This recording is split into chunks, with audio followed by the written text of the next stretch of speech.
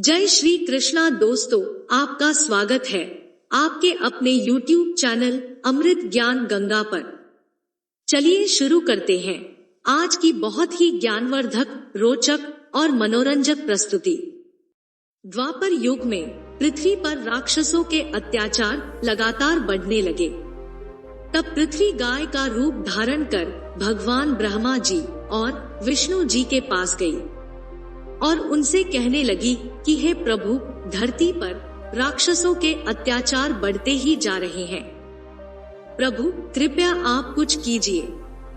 ब्रह्मा जी बोले कि हे नारायण, अब पृथ्वी की रक्षा के लिए धरती पर आपके अवतार के रूप में अवतरित होने का समय आ गया है।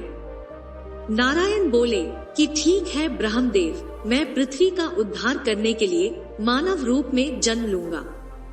उस समय भोजवंशी राजा उग्रसेन मथुरा के राजा थे। उनका पुत्र कंस बहुत ही अत्याचारी स्वभाव का था। कंस ने उग्रसेन को राजगद्दी से उतारकर कारागार में डाल दिया और स्वयं राजा के सिंहासन पर बैठ गया। राजा उग्रसेन कंस के इस तरह के व्यवहार से बहुत दुखी हुए और उन्होंने कंस से कहा कि तू मेरा पुत्र है, ये सोचकर मुझे लज्जा आ रही है। एक ना एक दिन तेरे पाप का घड़ा अवश्य भरेगा। कंस की छोटी बहन देवकी के विवाह की तैयारियां चल रही थी। देवकी मथुरा के राजा उग्रसेन के छोटे भाई देवक की पुत्री थी और कंस की चचेरी बहन थी। अगले दिन देवकी का विवाह वासुदेव नामक यदुवंशी से संपन्न हुआ। कंस ने वासुदेव से कहा कि महाराज, मैं अपनी बहन देवकी से बहुत प्यार करता हूँ, इसलिए अपनी बहन देवकी को मैं स्वयं रथ में बिठाकर उसके ससुराल विदा करके आऊंगा। वासुदेव बोले कि महाराज कंस, ये तो हमारे लिए बहुत ही सौभाग्य की बात है।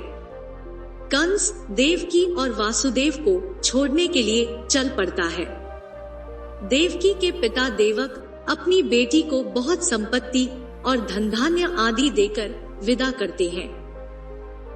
कंस देवकी और वासुदेव से वार्तालाप करते हुए अभी आधे रास्ते ही पहुंचा था कि रास्ते में एक आकाशवाणी होने लगी कि हे कंस, जिस देवकी को तू बड़े प्यार से ले जा रहा है, उसी में तेरा काल बसता है। इसी के गर्भ से उत्पन्न 8वां पुत्र तेरा वध करेगा। कंस ने कहा, ऐसा नहीं हो सकता, ये आकाशवाणी झूठी है। देवकी की कोख से जन्मा 8वां बालक मेरा वध करेगा। नहीं, ऐसा बिल्कुल नहीं हो सकता। यदि ऐसा है तो मैं वासुदेव का ही वध कर देता हूँ। कंस को लगता है कि यही ठीक रहेगा। वह सोचता है कि अगर मैं वासुदेव को मार देता हूँ तो फिर मुझे मृत्यु का कोई डर नहीं रहेगा और कंस वासुदेव को मारने के लिए आगे बढ़ता है। देवकी कंस से प्रार्थना करने लगी कि भैया, इनका वध मत करो, इन्हें मत मारो। भैया, मेरा सुहाग मत उजाड़ो। फिर वह कहती है कि भैया, मैं आपसे वादा करती हूँ कि मेरे गर्भ से जो भी संतान पैदा होगी उसे मैं तुम्हें सौंप दूंगी, पर तुम इन्हें मत मारो। कंस मान जाता है और कहता है, ठीक है, मैं वासुदेव का वध नहीं करूंगा, परंतु तुम दोनों मथुरा के कारागार में बंदी बनकर रहोगे। वासुदेव कहते हैं कि कंस, देवकी तुम्हारी प्रिय बहन है, मुझे काल कोठरी में बंद कर दो, पर देवकी को छोड़ दो। कंस ने देवकी और वासुदेव की एक भी बात नहीं सुनी और देवकी और वासुदेव को कारागार में डाल दिया। देवकी और वासुदेव बहुत ही दुखी और हताश हो गए थे।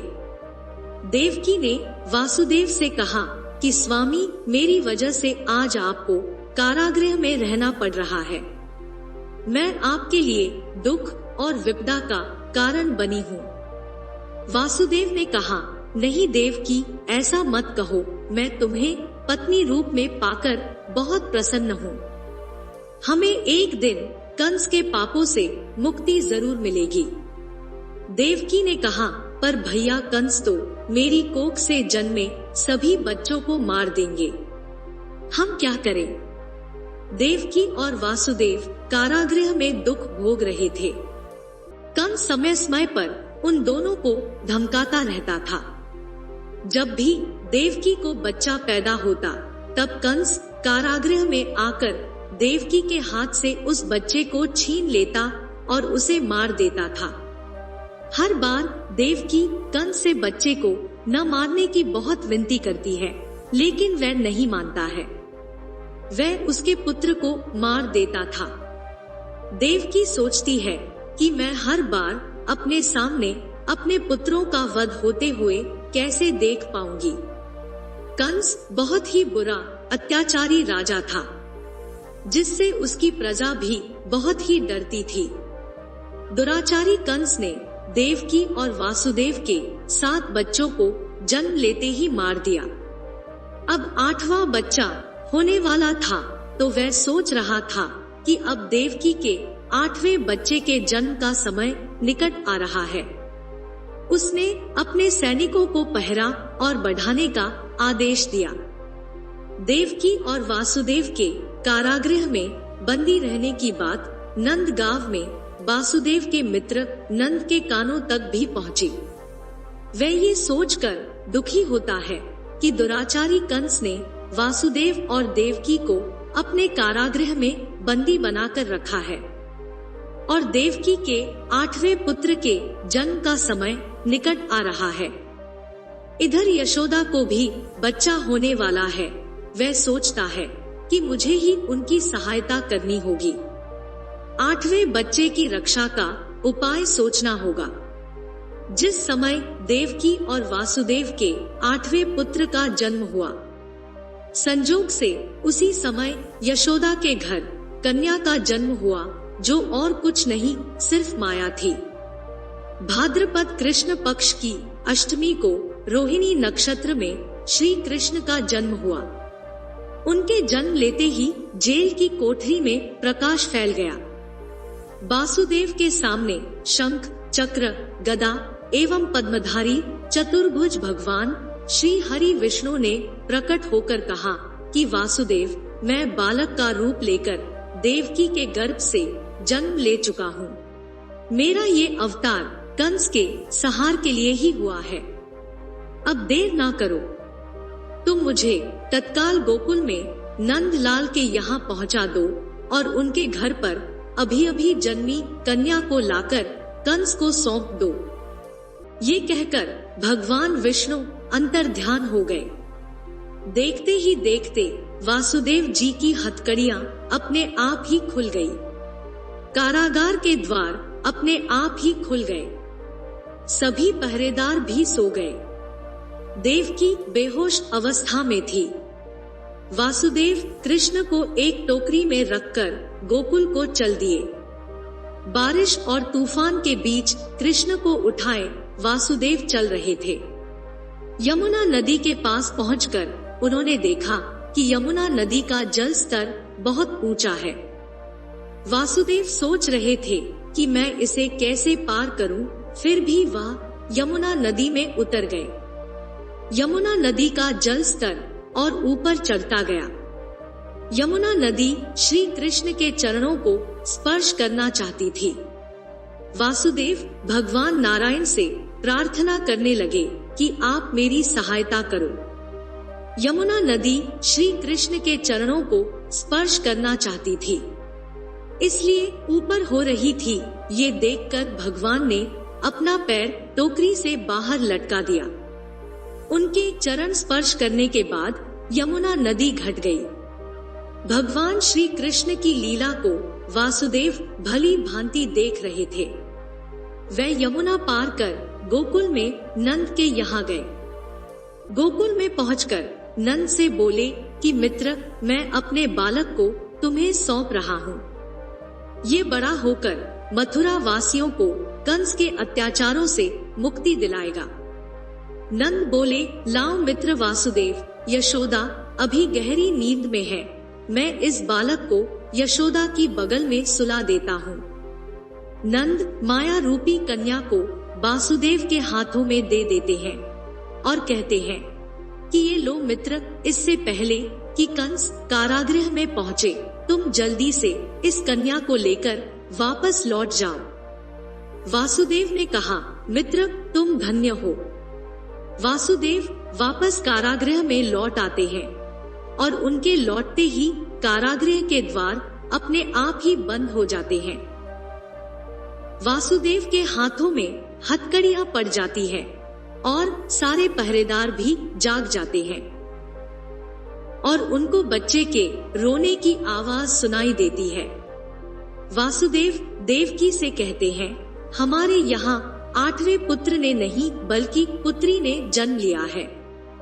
उनकी ये बात सुनकर पहरेदार जाकर कंस को बताते हैं कि देवकी ने एक पुत्री को जन्म दिया है। कंस कहता है कि ऐसा कैसे हो सकता है? कोई बात नहीं, शायद मेरे प्रकोप से भगवान भी डर गए और पुत्र की जगह पुत्री का जन्म हो गया। ये तो विधि का विधान बदल गया, पर मुझे सावधान रहना होगा। मैं इस कन्या का भी वध कर दूंगा। वह कन्या को मारने के लिए कारागार में पहुंचता है। देवकी कंस से उस कन्या को ना मारने के लिए प्रार्थना करती है और कहती है कि आपको तो मेरे 8वें पुत्र से कष्ट था, ये तो एक कन्या है। देवकी बार बार विनती करती रही, पर कंस ने देवकी की एक भी बात नहीं सुनी और कन्या को देवकी की गोद से छीन लिया। जैसे ही कंस ने कन्या को पत्थर पर पटक कर मारना चाहा, वैसे ही कन्या कंस के हाथों से छूटकर आसमान में उड़ गई। उस कन्या ने देवी का रूप धारण कर लिया और कहने लगी कि हे कंस, मुझे मारकर तुझे कोई लाभ नहीं होगा। तुझे मारने वाला तो कब का पैदा हो चुका है और गोकुल पहुंच गया है। ये कहकर देवी वहां से अंतर्ध्यान हो गई। कंस ये दृश्य देखकर और उसकी बातें सुनकर गुस्से से छटपटाने लगा और वापस अपने महल में आ गया। कंस ने श्री कृष्ण को मारने के लिए अनेक दैत्य भेजे। श्री कृष्ण ने अपनी अलौकिक माया से सारे राक्षसों को मार डाला। बड़े होने पर श्री कृष्ण ने कंस को मारकर राजा उग्रसेन को राजगद्दी पर बिठाया। उस दिन से श्री कृष्ण के जन्म दिवस को सारे देश में बड़े हर्षोल्लास से जन्माष्टमी के रूप में मनाया जाता है। भगवान कृष्ण की नगरी मथुरा में इस त्योहार की विशेष धूम रहती है। पूरे ब्रज क्षेत्र में ये त्योहार धूमधाम से मनाया जाता है। जब जब भी असुरों के अत्याचार बढ़े हैं और धर्म का पतन हुआ है, तब तब भगवान ने पृथ्वी पर अवतार लेकर सत्य और धर्म की स्थापना की है। इसी कड़ी में भाद्रपद माह की कृष्ण पक्ष की अष्टमी को मध्यरात्रि को अत्याचारी कंस का विनाश करने के लिए मथुरा में भगवान कृष्ण ने अवतार लिया। भगवान स्वयं इस दिन पृथ्वी पर अवतरित हुए थे, इसलिए इस दिन को कृष्ण जन्माष्टमी अथवा जन्माष्टमी के रूप में मनाते हैं। इस दिन स्त्री पुरुष रात्रि 12 बजे तक व्रत रखते हैं।